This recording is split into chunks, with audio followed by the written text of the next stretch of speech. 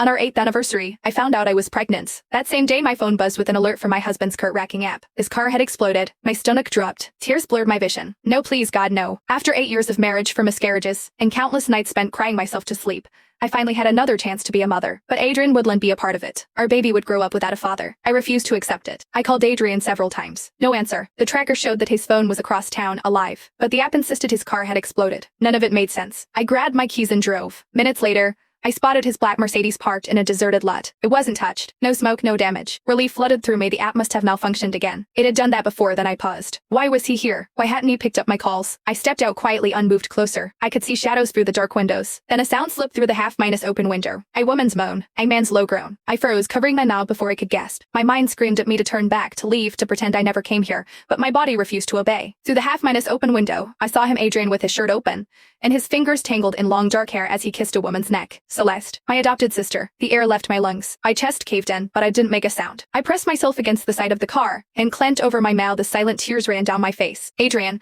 the man I loved and had been married to for 8 years, and my adopted sister, the same person that Adrian had claimed to despise because of how she had made my life a living hell. Just when I thought the worst had happened, Adrian's phone rang. Fuck, he muttered, voice hoarse. Hold on, he answered with irritation. What is it, doctor? A pause. Then he grinned. Adrian ended the call and pulled Celeste close as a genuine smile spread across his face. It was something I hadn't seen for years. You're pregnant, he said softly. Celeste gasped, her hands flying to her stomach. Are you serious? Yes, he kissed her deeply. And the doctor said your womb is responding perfectly to the treatment. One more test next week to confirm everything is healed, and then we can finally start our family properly. Happy tears streamed down Celeste's face. Oh my God, Adrian. We're going to have a baby. We are. He cradled her face in his hands. You're going to be an amazing mother. My heart bled as my hand moved instinctively to my own stomach, where my baby was growing. Celeste's smile faded slowly. What about Eleanor? Adrian's smile grew cold. You don't need to worry, baby. After next week's test shows you're healed, I won't need her anymore. My blood ran cold. What did that mean? I still can't believe she never figured it out, Celeste laughed. You told her it was genetic incompatibility, and she believed you. Eleanor's an idiot, Adrian said dismissively. She signed every consent form I put in front of her without reading a single line. The experimental treatments, the tissue samples, the termination, she authorized all of it,